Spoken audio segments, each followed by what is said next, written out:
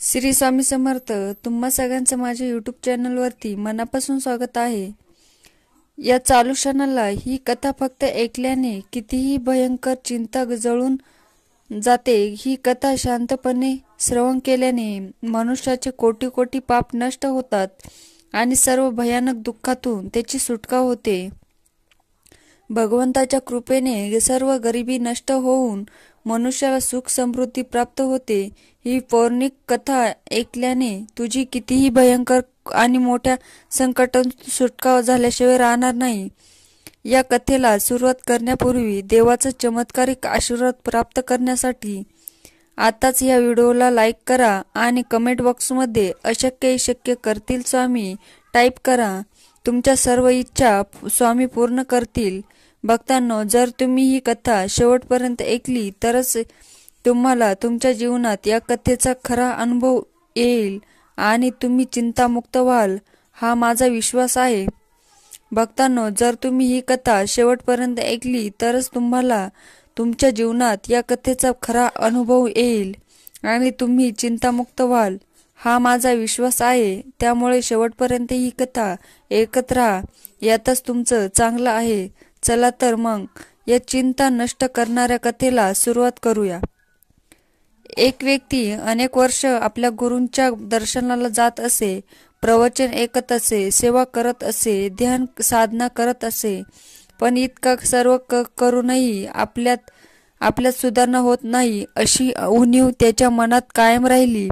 गुरूंना शरण जाऊन मला कित्येक वर्ष मी गुरूंचे प्रवचन ऐकण्यात घालवले आहेत, पण माझ्यामध्ये तेवढा बदल झाला नाही जेवढा बदल होण्याची गुरूंची अपेक्षा होती. त्याने विचार केला, आता कदाचित माझे गुरु या प्रश्नांची उत्तर देऊ शकतात.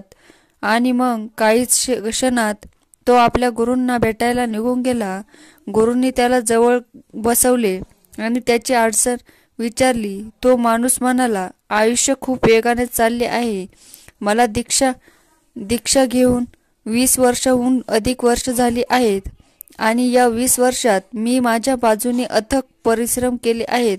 गेल्या 20 वर्षात मी अथक प्रयत्न केले, पण इतकं सगळं करूनही मी समाधानी असा झालोच नाही. माझ्या जीवनाचा एक भाग निघून गेला आहे आणि पुढचा भाग निघून जात आहे. आता माझी केसही पांढरी पडू लागली आहेत. मी प्रयत्न करून थकलो आहे. गुरु माझे आयुष्य रिकामेच राहिले का? तेव्हा त्याचे गुरु त्याला म्हणाले की तुला हे सत्य जाणून घेण्यासाठी अजून 2 वर्ष जातील. मग गुरूंनी त्याला दाण्यांनी भरलेली एक मोठी टोपली दिली आणि त्याला सांगितले, हे दाणे तू तेव्हाच मातीमध्ये टाक जेव्हा 3 दिवस लगातार पाऊस पडेल. तो व्यक्ती गुरूंनी दिलेल्या बिया घेऊन घरी परतला आणि पावसाची वाट पाहू लागला. दिवस आठवडे महिन्यात बदलले, पण पाऊस पडला नाही. मग कधी 1 दिवस पाऊस पडला, कधी 1.5 दिवस, कधी 2 दिवस, पण सलग 3 दिवस पाऊस पडला नाही. पाऊस सुरू होताच तो खुश व्हायचा, पण नंतर काही वेळाने पाऊस थांबायचा आणि मग तो पुन्हा निराश होऊन बसायचा. मग असेच बरेच महिने निघून जायचे. आता तो उदास राहू लागला. त्याला वाटले की आता काही 3 दिवस पाऊस पडणार नाही. तो असाच विचार करत राहिला. मग अचानक एक दिवस भयंकर काळे ढग आले आणि सतत दिवस रात्र 3 दिवस पाऊस पडत राहिला आणि त्या व्यक्तीच्या मनात प्रसन्नतेची भावना जागली. त्या व्यक्तीच्या आत कमालीचा आनंद निर्माण झाला. मग त्याने गुरूंनी दिलेल्या बिया टोपलीमधून बाहेर काढल्या आणि शेतात पेरल्या. पुढच्या 2 महिन्यात त्याची झाडे झाली, पण ती कोणाची झाडे आहेत याची त्याला कल्पना नव्हती, कारण त्याने गुरूंना त्या बियांबद्दल काहीच विचारले नव्हते. 3ऱ्या महिन्यापासून त्या झाडांवर फुले दिसू लागली आणि बघता बघता काही वेळातच सगळीकडे फुलपाखरे, मधमाशा, भुंगे आणि कोठूनही लोक त्या फुलांना बघायला आणि त्यांच्या सुगंधाचा आनंद लुटू लागले. इतक्या लोकांना तो त्याच्या संपूर्ण आयुष्यात कधीच भेटला नव्हता किंवा त्याने कधीच इतक्या लोकांना एकत्र पाहिलंही नव्हतं. मला ओळखत नसताना इतकी लोक लांबून येत आहे, आपण ज्यांना आयुष्यात कधी पाहिलंही नाही ती लोक येऊन भेटून जात आहे. याचे त्याला खूप आश्चर्य वाटू लागले. अनेक लोकांनी त्याची खूप स्तुती केली, त्याच्या फुलांची स्तुती केली. काहींनी त्याला बक्षीसही दिले आणि सर्वांनी त्याची फुले विकत घेतली. त्याच्या फुलांचा सुगंध दूरवर पसरू लागला. सर्व शहरे, खेडे, राज्ये आणि देशांत पसरू लागली. एवढ्या सुवासाने फुलांची, एवढ्या मोठ्या परिसरात फुलांची कोणी कल्पनाही कोणी केली नसेल. अशी सुवासाची फुलेही असतील. तिथं त्यांचा सुगंध काही किलोमीटर अंतरावर पसरला जात होता. म्हणूनच एखादे प्रवासी दुरून गेला तरी तो सुगंध कुठून येतोय हे पाहण्यासाठी तो त्या व्यक्तीच्या बागेत येत होता. हे सर्व पाहून तो व्यक्ती खूप आनंदी होता. त्याला वाटले की मी जाऊन हे सर्व गुरूंना सांगावे, पण नंतर त्याला आठवले की गुरूंनी सांगितले होते की तू आजच्या दिवसानंतर पूर्ण वर्षभराने याच दिवशी इकडे येशील, त्याच्या आधी तू इकडे येऊ शकत नाहीस. म्हणून त्याने पुन्हा आपल्या उत्साहाला आवर घातला आणि स्वतःला सांगत राहिला की ती वेळ आली नाही. वेळ आल्यावर आपण आपल्या गुरूंना जाऊन सर्व काही सांगायचे. सांगू असा विचार करून तो शांत राहत होता, पण तो खूप आनंदी होता. त्याने ती फुले विकून खूप पैसे कमावले, एक आलिशान घर बांधले आणि तिथे त्यांच्या मित्रांसोबत आनंदाने राहू लागला. खूप आनंदी होता, लोकांना भेटत होता आणि आता त्यांच्यासोबत तो आनंदाने राहू लागला होता. लोकांशी मैत्रीपूर्ण नाते तो निभवत होता. तो आपल्या समाजाचा मोठा नेता बनला होता. त्याला खूप मान सन्मान मिळू लागला होता. पण नंतर हळूहळू उष्णता वाढू लागली, कडक ऊन पडू लागले, फुले सुकली आणि काही काळाने संपूर्ण शेत उद्ध्वस्त झाले आणि हळूहळू लोक त्यांच्याकडे येणे बंद झाले. आता कधीच काही लोक त्याला भेटायला यायचे. नंतर काही काळाने गुरूंना भेटण्याची वेळ आली. तो गुरूंकडे गेला आणि त्यांना नमस्कार केला. तेव्हा गुरु म्हणाले, मला काही सांगण्याची गरज नाही, मला सर्व काही माहीत आहे. गुरूंनी पुन्हा बियांनी भरलेली टोपली त्याच्या हातात दिली आणि दिवस लगातार पाऊस पडत नाही तोपर्यंत या बिया शेतात पेरू नकोस. तो व्यक्ती या बियांना घेऊन पुन्हा आपल्या घरी आला. तो मनात विचार करू लागला की मला गुरूंनी इतकं सर्व सांगायचं होतं, पण गुरूंनी आधीच सर्व सांगितलं होतं की त्यांना सर्व काही माहीत आहे, काही सांगण्याची गरज नाही आहे. तो त्याच्या भावना व्यक्त करू शकत नाही. या वस्तुस्थितीमुळे तो खूप निराश झाला होता. पण त्याला हे माहीत होते की गुरु दूरदृष्टी ठेवतात. गुरूंचा शब्द खरा आहे, ते सर्व काही बघतात. तो घरी आला आणि पुन्हा पावसाची वाट बघू लागला आणि तो आनंदी देखील होता. तो पुन्हा आता विचार करू लागला होता की गुरूंनी सांगितल्याप्रमाणे तसेच केल्यावर पुन्हा नव्याने फुले येतील. फुलांचा सुगंध दूर दूरपर्यंत पसरत जाईल. पुन्हा नव्याने पाखरे, मधमाशा, फुलपाखरे माशा बागेत बागडू लागतील. माझी कीर्ती सर्व दूर पसरेल. लोक मला बक्षीस देतील आणि माझी स्तुती करतील.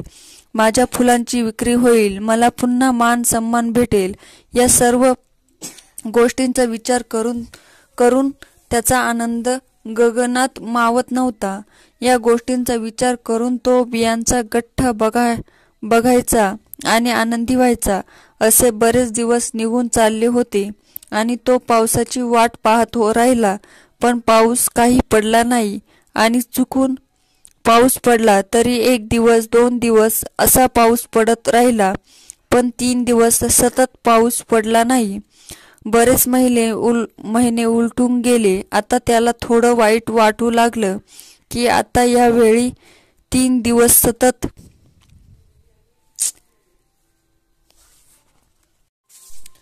पाऊस पडणार नाही. काय करू? मला अशा प्रकारे अजिबात पडत नाही. आणि आता त्याने केल्या वेळेशी त्याच्या मनात तुलना केली की मागच्या वेळी या काळात पाऊस पडला होता, पण या वेळीही अर्धा काळ उलटून गेला होता आणि पाऊस पडला नव्हता.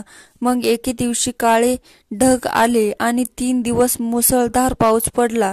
यावेळी पाऊस इतका पडला की त्याच्या शेतातील मातीचा वरचा भागच वाहून गेला. मातीचा वरचा थर वाहून गेल्याने यावेळी ही शेती तयार करायला अजून खूप वेळ लागेल या विचाराने तो अस्वस्थ झाला. मग कसा तरी पाऊस थांबला आणि त्यांनी मोठ्या मेहनतीने त्या शेतीची तयारी केली आणि शेतामध्ये बी पेरले. पण यावेळीही त्यांनी गुरूंना विचारले नव्हते की ही कोणती बियाणं आहे. या लोकरीच्या फुलांच्या बिया असतील याची त्यांनी स्वतः कल्पना केली होती. हळूहळू त्या बिया उगवल्या, ते वाढले आणि फुले दिसू लागली. यावेळी फुलं लहान आकारात आलेली होती, त्यामुळे तो आश्चर्यचकित झाला होता. यावेळी फुलाचे इतके नुकसान का झाले हे पाहून त्याला आश्चर्य वाटले, पण तरीही तो थांबला नाही. त्याला वाटले की कदाचित यावेळी या झाडांना फळे येणार आहेत. पण काही दिवसांनी त्याच्या लक्षात आले की सर्व झाडांमध्ये हिरवी मिरची हळूहळू वाढू लागली आहे आणि कालांतराने त्या मिरचीची झाडे वेगाने वाढू लागले. हळूहळू त्या मिरच्या लाल होऊ लागल्या. हळूहळू शेतात मिरच्यांना पाहून पोपट येऊ लागले. पोपटांनी काही मिरच्या खाल्ल्या, मात्र यावेळी एकही फुलपाखरू आले नाही, एकही भोंदू आला नाही, मधमाशी आली नाही आणि यावेळी आजूबाजूचे लोकही आले नाहीत. ना कुठला सुवास निघाला, ना दुरून कुणी त्याची शेत बघायला आले. यावेळी असे काहीही घडले नाही. यामागचे रहस्य काय या विचाराने तो चांगलाच गोंधळून गेला. त्याला थोडी काळजी वाटू लागली, पण पुढे काय होणार याची उत्सुकताही होती. नंतर जसजशी उष्णता वाढली तसतशी मिरची लाल होऊ लागली आणि हळूहळू ती पिकून शेतात पडून सुकून जाऊ लागली. संपूर्ण शेत सुकले होते आणि हळूहळू मिरच्या फुटू लागल्या आणि सर्व शेतात पसरू लागल्या. आणि जसजशी उष्णता वाढू लागली तसतसे गरम वाऱ्याबरोबर मिरचीही पडू लागली आणि मिरच्यांनी लोकांचे डोळे आणि घसा जळायला सुरुवात केली. या सर्वांचा लोकांवर खूप त्रास व्हायला लागला आणि लोकांनी या रस्त्यावरच यायचे सोडून दिले.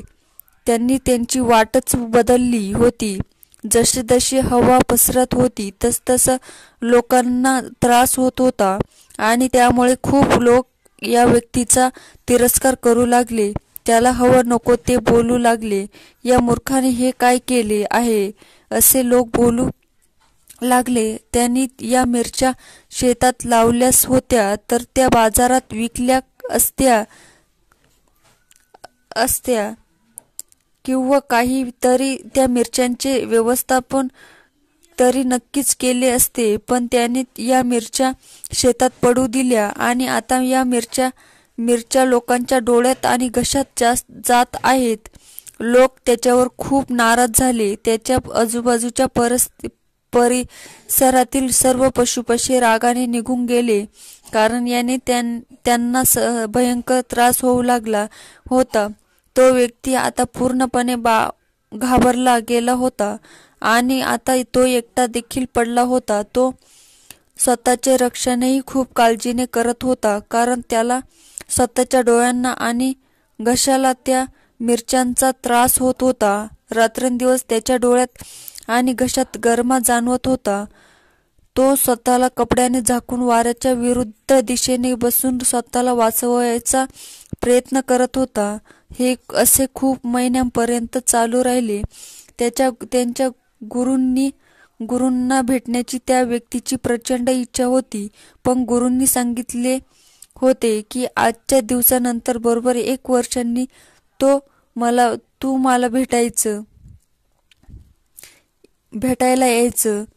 त्यामुळे तो शांत राहत होता. तो खूप काळजीत होता. प्रत्येक दिवस काढणे त्याच्यासाठी खूप कठीण होते. पण कसा तरी तो दिवस आला ज्या दिवशी तो त्याच्या गुरूंना भेटायला जाऊ शकत होता. तो गुरूंजवळ गेला आणि गुरूंना नमस्कार करून त्यांच्याजवळ बसला. त्या व्यक्तीला त्याची संपूर्ण परिस्थिती गुरूंना सांगायची होती, पण गुरूंना आधीच सर्व काही माहीत होते. गुरु म्हणाले, तुझ्यासोबत जे काही घडत आहे ते मला माहीत आहे, पण तू समजू शकलास तर? गुरूंनी त्याला विचारले, तुला या 2 वर्षात काही गोष्टी समजल्या का? काही गोष्टी माहीत पडल्या का? की मी तुला सांगितले होते की तुला या परिस्थितीतून बाहेर येण्यासाठी बरोबर 2 वर्ष जातील. या 2 वर्षात तू काय समजून घेतलेस? सर्वप्रथम तू कोण आहेस हे समजून घेणे आवश्यक आहे. तू कुठून आला आहेस हे तुला माहीत आहे का? तुझा जन्म कसा झाला आहे हे तुला माहीत आहे का? तो म्हणाला, नाही, माझा जन्म कसा झाला ते मला माहीत नाही. जेव्हा मी थोडाफार समजदार झालो तेव्हा लोक म्हणाले की ही तुझी आई आहे, तिने तुला जन्म दिला आहे. तेव्हा मला कळले की ही माझी आई आहे. तेव्हा मला समजले की या आईपासून जन्म झाला, पण मला माझ्या जन्माविषयी काहीच माहिती नाही. गुरु म्हणाले की तू कसा जन्मलास हे तुला आठवत नाही. तुझे आईवडील कोण आहेत हे तुला सांगितले तेव्हा लक्षात आले की हे तुझे आईवडील आहेत. तुझा जन्म यांच्यापासूनच झाला आहे. मग तुझा परिवार पूर्णपणे बनला गेला. गुरु म्हणाले, तुला आठवतं का की तू तुझ्या परिवाराला सोबत घेऊन आला होता? तुला आठवतं का की तुझा जन्म झाला तेव्हा तू तुझ्याबरोबर काही आणले होतेस? तेव्हा तो व्यक्ती बोलू लागला की मला काहीही आठवत नाही की माझ्याबरोबर मी काही आणले होते का? तेव्हा गुरु म्हणाले, तुला आठवते का की तू आज इथे आहेस? तू इतकी प्रवचन ऐकलीस, तुला खूप ज्ञान प्राप्त झाले आहे, तुझ्याकडे खूप बुद्धी आहे, तू इतका अभ्यास केला आहेस, तू शाळेत गेला आहेस, तुला खूप मित्र आहेत, तुला मुलं आहेत, तुला बायको आहे. काय तुला आठवतं का की तू जन्माला आलास तेव्हा तुझ्यासोबत यांच्यापैकी एक तरी व्यक्ती तुझ्याबरोबर आली होती हे जेव्हा तुझ्या आई वडिलांनी तुला सांगितले की तू आमचे मूल आहेस तेव्हा तुम्ही यांच्यापैकी कोणासोबत होता का? तेव्हा त्या व्यक्तीने उत्तर दिले की नाही गुरु, तेव्हा मी एकटा होतो. मग पुन्हा गुरूंनी विचारले की तेव्हा तुझ्याकडे पैसे होते, कोणत्याही प्रकारची धन दौलत तेव्हा तुझ्याकडे होती का? अशी कोणती सोय तुझ्याकडे होती का की जेणेकरून तू तुझा उदरनिर्वाह त्यामार्फत करू शकत होता? तो म्हणाला, नाही, मी फक्त माझ्या आईने जे दिलेले असायचे तेच खायचो. गुरु म्हणाले, आणि तुला उद्या दूध मिळेल की नाही किंवा तुला पोळी मिळेल की नाही याची काळजी होती का? आणि जर काळजी होती तर तू काय करायचा याची चिंता तुला होती का? तेव्हा तो व्यक्ती म्हणाला, नाही, मला तेव्हा कोणत्याही प्रकारची चिंता नव्हती, कारण मी जे काही मागायचं ते सर्व काही माझी आई मला द्यायची. आणि जर या गोष्टी जेव्हा घरी नसायच्या तेव्हा त्या गोष्टी लगेच उपलब्ध करून आई देत होती. किंवा मग ती आई वडिलांना सांगायची की आपला मुलगा अशी गोष्ट मागत आहे आणि ती तुम्ही आणा. पण मी माझ्या बाजूने काहीही केले नाही. मला ही आठवत नाही की मला दूध कुठून मिळणार आहे. तेव्हा गुरु म्हणाले की तुला हे देखील माहीत नव्हते की उद्या तुला या गोष्टी मिळणार आहेत की नाही. तरीही या सर्व गोष्टी तुला कायम मिळत राहिल्या होत्या. तुला हे देखील माहीत नव्हते की तू कोण आहेस, तू कुठून आला आहेस, आणि तरीही तुझा सर्व पालनपोषण चालू राहील.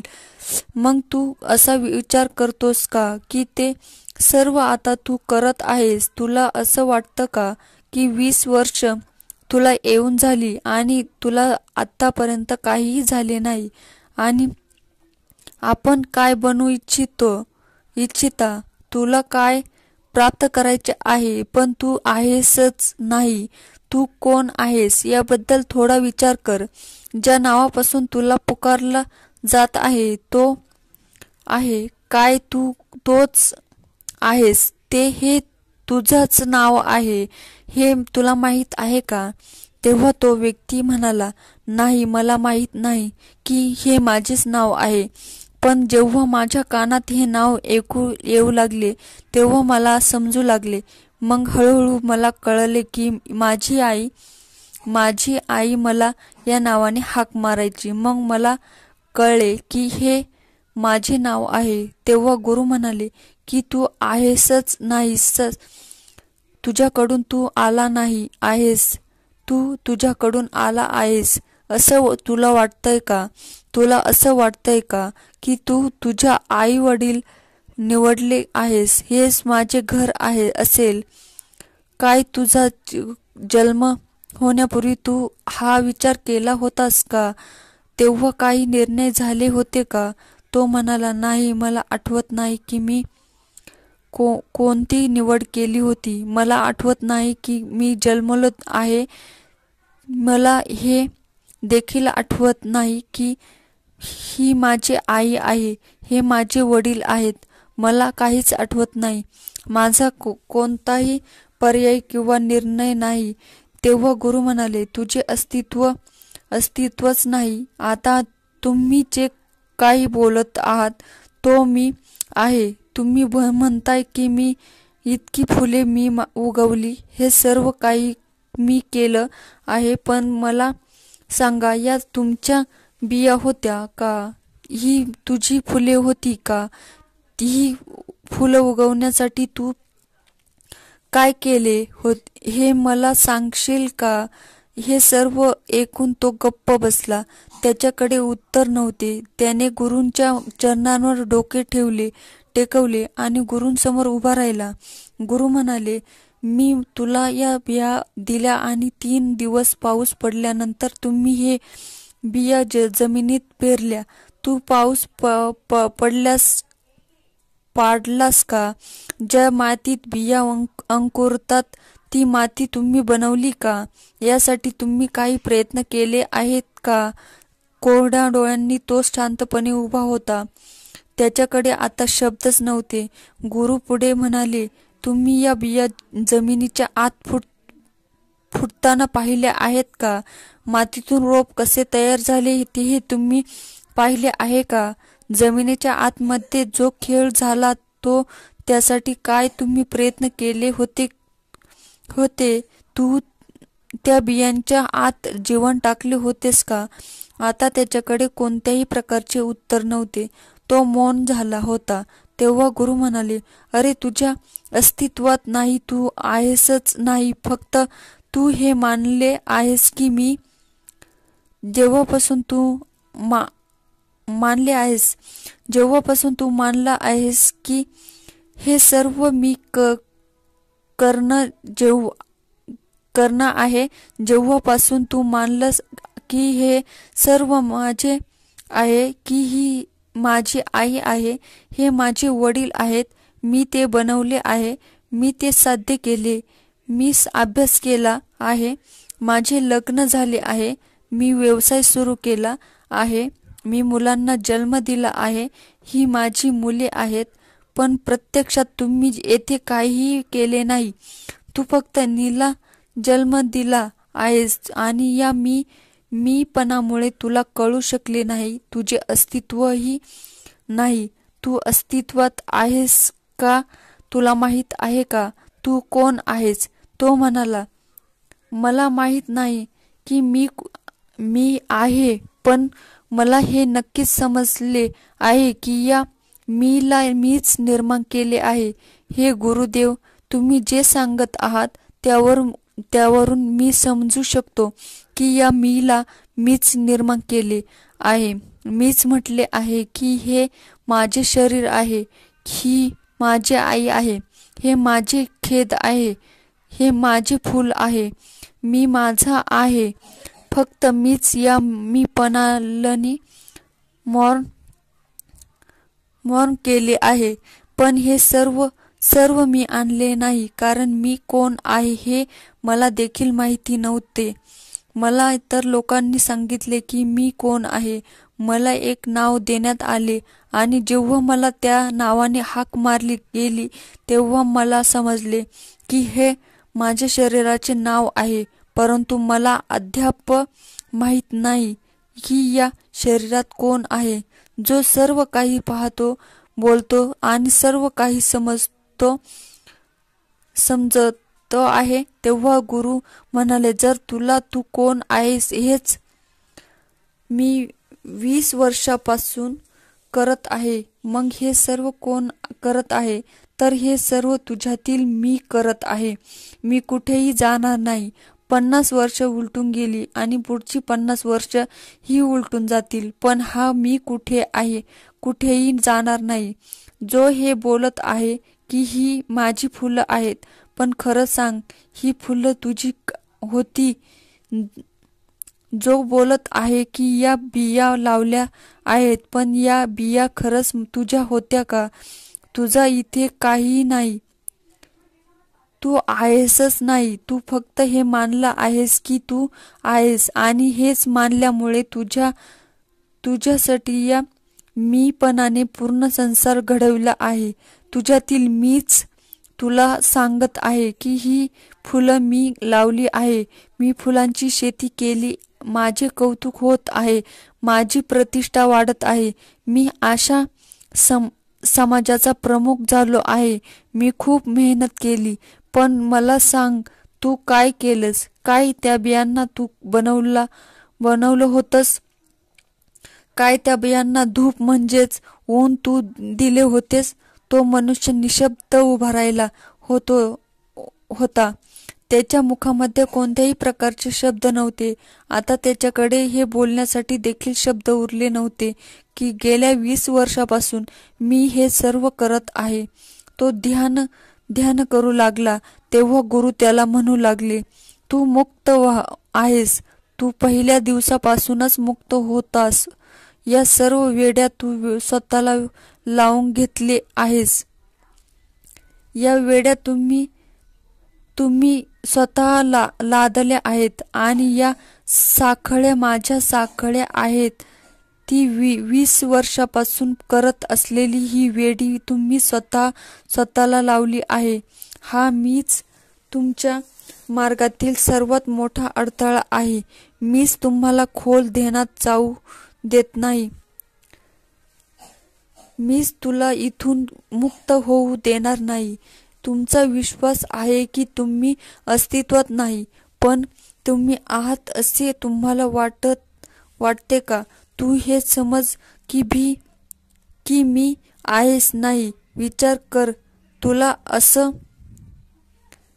वाटतं का की तू आहेस? मी पुन्हा विचारतोय, खरंच तू आहेस का? काय सांग, तुला माहीत आहे का तू आहेस का? काय तुला माहीत आहे की तू जन्म घेतला आहेस? नाही, मला काही आठवत नाही. तो व्यक्ती म्हणाला, बाळा, तू आहेसच नाही तर नाहीस. फक्त तू हे मानले आहेस की आजूबाजूला हे सर्व काही दिसत आहे ते मी आहे. या मी पासूनच तू संसार बनवला आहेस, आणि आताही तू बोलत आहेस की गेल्या 20 वर्षापासून मी करत. तुझ्या कोणत्याही बिया नाहीत, तुझी कोणतीही फूल नाहीत, आणि ना तुझा कोणता प्रयत्न आहे. ना तू या रोपांना हवा दिलीस, ना तू आकाशातून पाऊस पाडलास. सांग, तुझा कोणता प्रयत्न आहे त्या फुलामधून सुगंध आणण्यासाठी? तू त्या भोंग्यांना, पाखरांना, मधमाशांना कोणता संदेश पाठवला होतास? फुलातील आत मधल्या त्या रसाला तो निर्माण केले होतेस. तू आहेसच नाही आणि तू तो मानला आहेस की तू आहेस. तू तुझ्यासोबत काही घेऊन आला नाहीस. तुला आठवतंय का की तू तुझ्यासोबत येताना काहीतरी घेऊन आला होतास? तुला तर काहीही माहीत नव्हतं. तुला कपडे घातले होते, तुझी साफसफाई गेली. तुला हे देखील माहीत नव्हतं की जेवण कसं जेवायचं असतं, कसं खायचं असतं, पाणी कसं प्यायचं असतं. तुझ्या मुखाला ग्लास लावला गेला तेव्हा तू दूध प्यायला शिकलास. त्यावेळी तू पोळीसाठी किंवा दुधासाठी कोणते प्रयत्न केलेस ते तुला मिळतच राहिले. आणि आज तू हा विचार करतोस की हे सर्व मी करत आहे, हे सर्व मी कमवत आहे. आज तू हा विचार करतोस की ही माझी मुलं आहेत, यांना मी जेव्हा भरवीन तेव्हा ते खातील. तू आहेसच नाही. आणि तू हा विचार करतोस की मी आहे, ही माझी मुलं आहेत, हे सर्व मी केले आहे, हे सर्व मी केल्यामुळे झाले आहे. आणि तुझ्यातील हा मीच तुझ्या दुःखांचं कारण आहे. हेच तुझे बंधन आहे, याच तुझ्या वेड्या आहेत. तू मुक्तच आहेस. तू शरण गेला आहेस. आता तू मुक्त होऊन जा. तू मुक्तच आहेस आणि तुला सर्व काही मिळतच राहणार आहे. तुझ्या मुखाला ग्लास लावला गेला तेव्हा तू दूध प्यायला शिकलास. त्यावेळी तू पोळीसाठी किंवा दुधासाठी कोणते प्रयत्न केलेस ते तुला मिळत राहिले. आणि आज तू हा विचार करतोस की हे सर्व मी करत आहे, हे सर्व मी कमवत आहे. आज तू हा विचार करतोस की ही माझी मुलं आहेत, यांना मी जेव्हा भरवीन तेव्हा ते खातील. तू आहेसच नाही. आणि तू हा विचार करतोस की मी आहे, ही माझी मुलं आहेत, हे सर्व मी केलं आहे, हे सर्व मी केल्यामुळे झाले आहेत. आणि तुझ्यातील हा मीच तुझ्या दुःखांचं कारण आहे. हेच तुझे बंधन आहे, याच तुझ्या वेड्या आहेत. तू मुक्तच आहेस. तू शरण गेला आहेस. आता तू मुक्त होऊन जा. तू मुक्तच आहेस आणि तुला सर्व काही मिळतच राहणार आहे. इतकं बोलल्यानंतर गुरु मौन झाले. असे बोलत जात की हे सर्व झाल्यानंतर तो शिष्य त्याच ठिकाणी बसून ध्यानात तल्लीन झाला. त्यानंतर तो उठलाच नाही. तो मुक्त झाला. त्याला परम निर्वाण प्राप्त झाले. तर प्रेमळ स्वामी भक्तांनो, मी आशा करते की तुम्हाला आजच्या कथेतून काहीतरी शिकायला भेटले असेल. तुम्हाला असा हा आजचा व्हिडिओ आवडला असेल तर व्हिडिओला लाईक करा आणि आजची कथा तुम्हाला कशी वाटली हे नक्की कमेंट बॉक्समध्ये नक्की सांगा. मित्रांनो, जर आपल्या चॅनलवर नवीन असाल तर सबस्क्राईब केलं नसेल तर नक्की सबस्क्राईब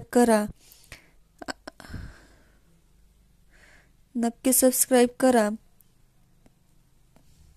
तुमच्या समोर दिसणारी घंटावर क्लिक करा, जेणेकरून येणाऱ्या नवनवीन व्हिडिओचं नोटिफिकेशन सर्वात पहिलं तुमच्यापर्यंत पोहोचेल. स्वामी तुमच्या सर्व इच्छा पूर्ण करो आणि नेहमी तुम्हाला सुखात, आनंदात आणि ऐश्वर्या ठेवो, ही स्वामी महाराजांच्या चरणी मनापासून प्रार्थना. सर्वांनी तुमची काळजी घ्या. श्री स्वामी समर्थ.